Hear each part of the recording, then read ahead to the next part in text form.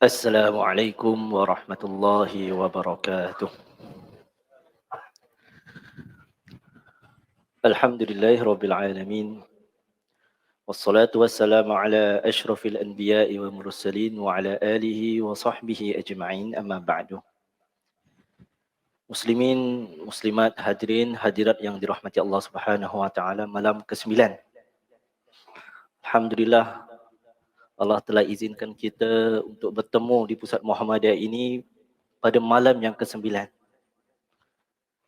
Dengan izin Allah, insya-Allah kita akan dengar sedikit tazkirah tentang akibat meninggalkan solat.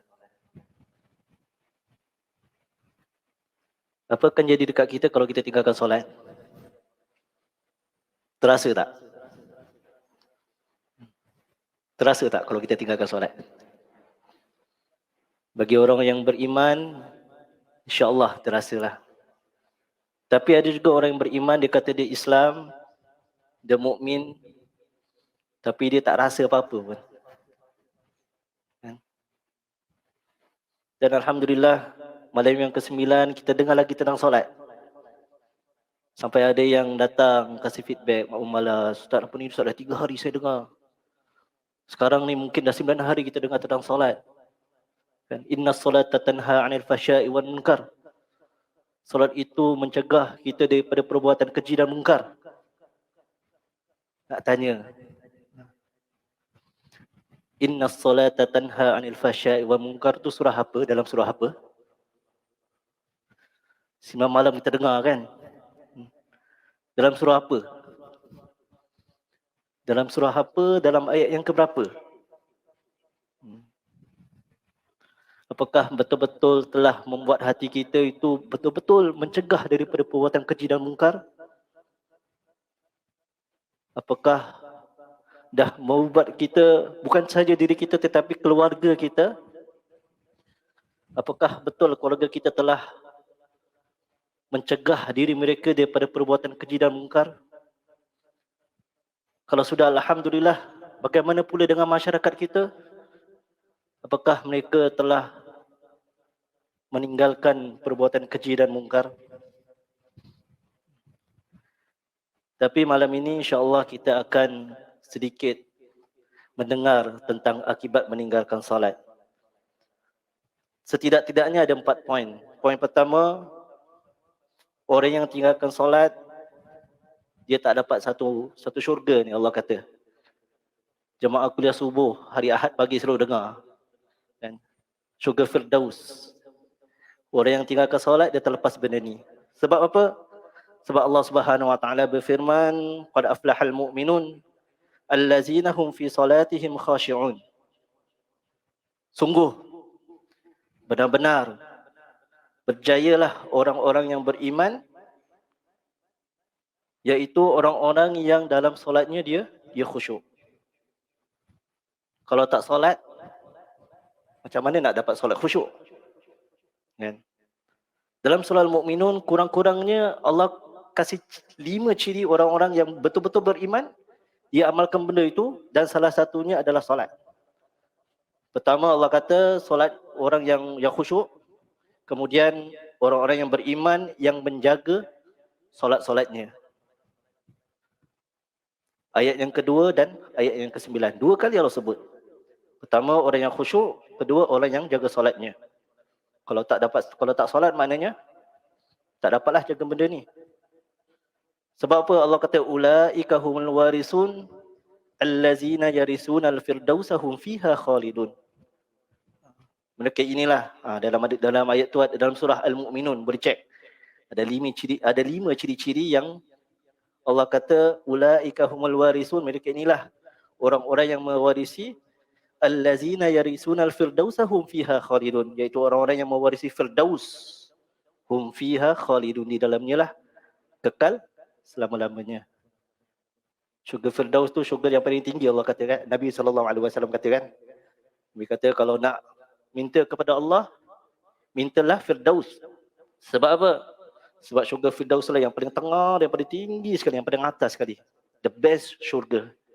Kalau tak solat, tak dapatlah. Tetapi kalau kita solat, kita jaga. Betul-betul kita khusyuk. Takbiratul ihram, Allahu Akbar, tak ada lagi lah yang paling besar daripada Allah Subhanahu Wa Taala. Tak ada lagi lah yang kita fikir selain Allah Subhanahu Wa Taala, itu khusyuk.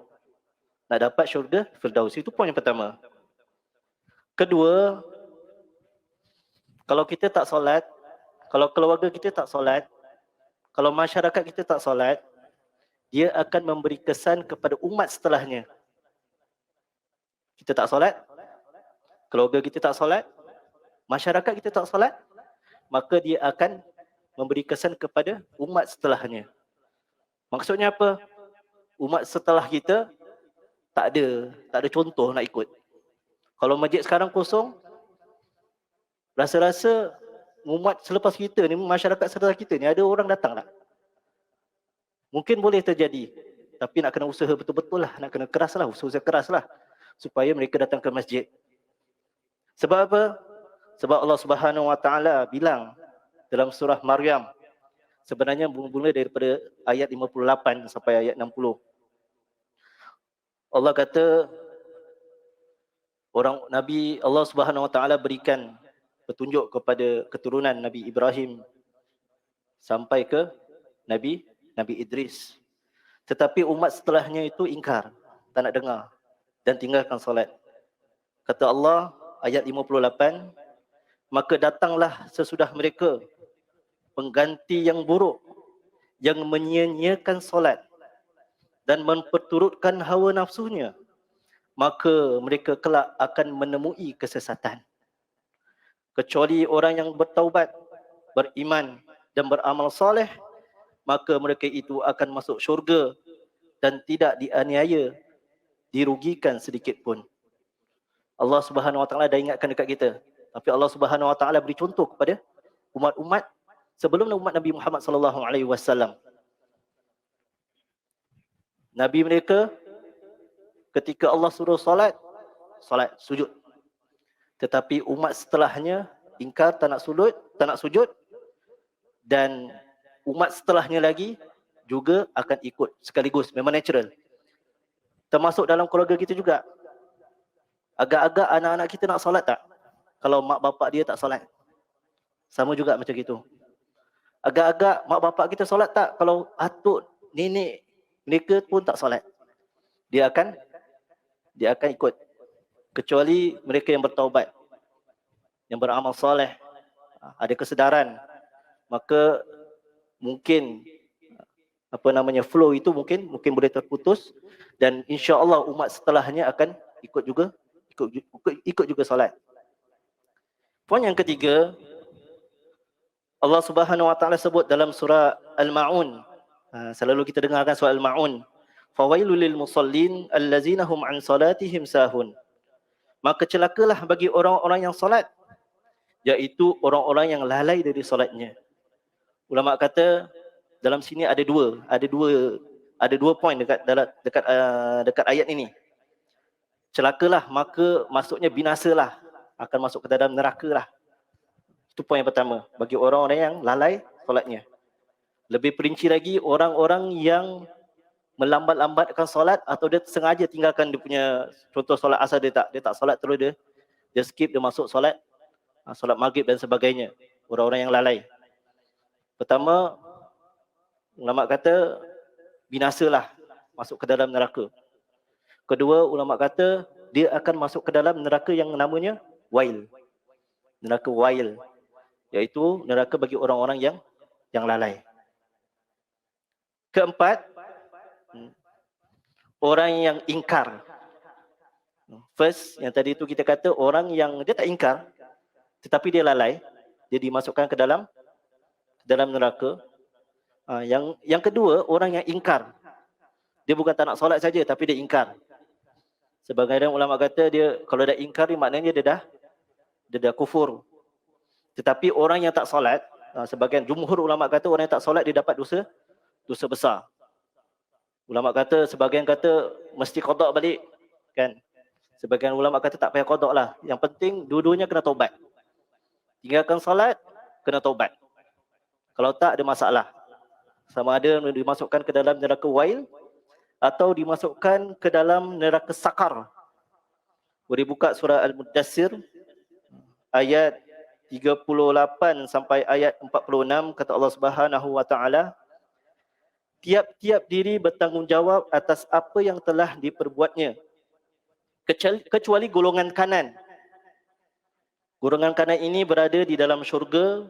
Mereka bertanya-tanya tentang keadaan orang-orang yang berdosa, mujrim.